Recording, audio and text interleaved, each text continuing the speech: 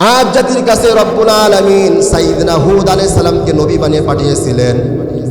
আদ জাতির লোকেরা যখন শিরকে লিপ্ত হয়ে গেল, কবর পূজায় লিপ্ত হয়ে গেল, মূর্তি পূজায় লিপ্ত হয়ে গেল, রব্বুল আলামিন তাদের হিদায়াতের জন্য আদ জাতির কাছে সাইয়েদনা হুদ আলাইহিস সালামকে নবী বানিয়ে পাঠিয়েছিলেন। এই আদ জাতির লোকেরা দৈহিকভাবে খুব শক্তিশালী ছিল, বড় বড় উঁচু টাওয়ার বানাতো। আদ জাতির লোকেদের ভিতরে একটা প্রসিদ্ধ কুকর্ম ছিল, তারা জালেম ছিল, জুলুম করত। আজও দেখবেন আল্লাহর জমিনে আল্লাহর দেওয়া শক্তি নিয়ে বড়াই করে জুলুম করে এমন জালিম আছে না নাই? তবে জালিমরা নিশ্চিত জাহান্নামে। জালিমদেরকে কেউ ভালোবাসে না, আল্লাহও ভালোবাসে না। আদ জাতিরা শিল্পে সাহিত্যের দিক দিয়ে উন্নতি মানের ছিল। যখন সাইয়েদনা হুদ আলাইহিস সালাম আদ জাতির কাছে দাওয়াত দিলেন, আদ জাতির লোকেরা কি করেছিল ভালো করে শুনবেন। যখন হুদ আলাইহিস সালাম আদ জাতির কাছে দাওয়াত দিলেন, আল্লাহ দিনের দাওয়াত দিলেন, আদ জাতি তখন বলল, কে আছে দুনিয়ায়, কে আছে এই জমিনে আমাদের থেকে শক্তিশালী, কে আছে? তা অহংকার করলো, শক্তির বড়াই দেখানো। আজও দেখবেন আল্লাহর জমিনে আল্লাহর দেওয়া অক্সিজেন নিয়ে, আল্লাহর দেওয়া রিজিক নিয়ে বড়াই করে অহংকার করে এমন অহংকারী আছে না নাই? আদ জাতির লোকেরা অহংকার করলো, হুদ আলাইহিস সালামের দাওয়াত কবুল করলেন না। আদ জাতির লোকেরা অহংকার করার পর রব্বুল আলামিন কোরআনুল কারীমের একটা আয়াত তেলাওয়াত করলেন। রব্বুল আলামিন বলেন, ফাআম্মা আদু ফাস্তাকবারু ফিল আরদি বিগাইরিল হাক্কি ওয়া ক্বালু মান আশাদ্দু মিন্না কুওয়া। সাইয়েদনা হুদ আলাইহিস সালাম আদ জাতির কাছে দাওয়াত দেওয়ার পর আদ জাতিরা অহংকার করে বলেছিল, এই জমিনে এমন কে আছে আমাদের থেকে শক্তিশালী, কে আছে এই জমিনে আমাদের চাইতে শক্তিশালী? কেউ হতে পারে না, কেউ এই জমিনে আমাদের থেকে শক্তিশালী হতে পারে না। কিন্তু সকল ক্ষমতার মালিক একজন, তিনি কে? সবাই বলেন। রব্বুল আলামিন আয়াতের পরের অংশে বলেন, আওয়ালাম ইয়ারাউ আন্নাল্লাহাল্লাযী খালাকাহুম হুয়া আশাদ্দু মিনহুম কুওয়া ওয়া কানু বিআয়াতিনা ইয়াজহাদুন।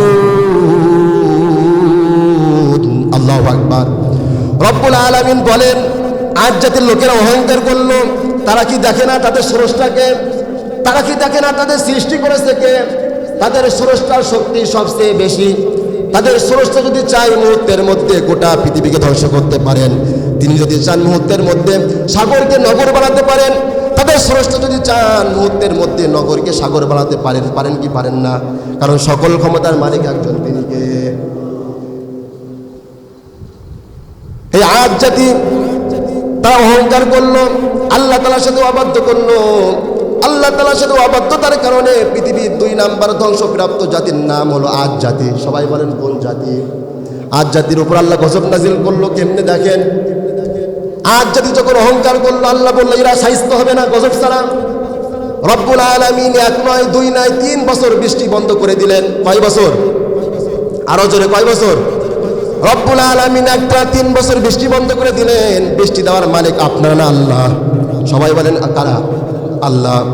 3 বছর বৃষ্টি যদি না হয়, জমির ফসলে কি ফসল হবে নাকি? হবে, ধান হবে।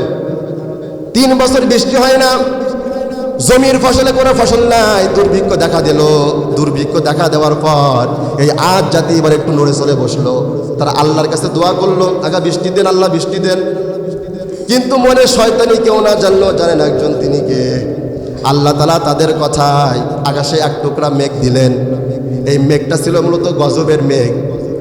আল্লাহ তাআলা মেঘ দেওয়ার পরে এই আদ জাতি ভাবা শুরু করলো হয়তো এই মেঘ থেকে বৃষ্টি বর্ষণ হবে, কিন্তু মূলত এই মেঘের টুকরাটাই হলো গজবের টুকরা। এই মেঘ থেকে আল্লাহ এমন বৃষ্টি দিলেন, এমন ঝড় তুফান দিলেন, একটানা 7 দিন, একটানা 8 দিন 7 রাত বৃষ্টি হলো। কয়দিন? একটানা 8 দিন 7 রাত বৃষ্টি হলো। এখন বলেন একটানা একাধারে যদি 8 দিন 7 রাত বৃষ্টি হয়, তাহলে ঘর বাড়ি দেখা যাবে না? সব জায়গায় পানি আর পানি, সব জায়গায় পানি আর পানি। এই ঝড় তুফানের কারণে তারা যে উঁচু উঁচু বিল্ডিং বানিয়েছিল, এই আদ জাতির লোকেরা যে উঁচু উঁচু বিল্ডিং বানিয়েছিল, এই ঝড় তুফানের মাধ্যমে এই উঁচু উঁচু বিল্ডিংগুলো নিমিষের মধ্যে মাটিতে মিশিয়ে দিয়েছেন একজন, তিনি কে? এই যে 100 তলা 200 তলা বিল্ডিং দেখা যায়, এই বিল্ডিং ধ্বংস করতে মাটির সাথে মিশিয়ে আল্লাহ 2 দিন সময় লাগবে। 9 সেকেন্ডের মধ্যে ধ্বংস হয়ে যাবে, চোখের পলক ফেলবে করবেন ধ্বংস, আল্লাহ ভূমিকম্প দেবেন, 200টা বিল্ডিং সাথে সাথেই শেষ। আজ জাতির উঁচু উঁচু বিল্ডিংগুলো আল্লাহ এভাবে ধ্বংস করে দিলেন, এবং তাদেরকেও আল্লাহ তাআলা ধ্বংস করে দিলেন কিসের কারণে? আল্লাহ তাআলার সাথে অবাধ্যতার কারণে।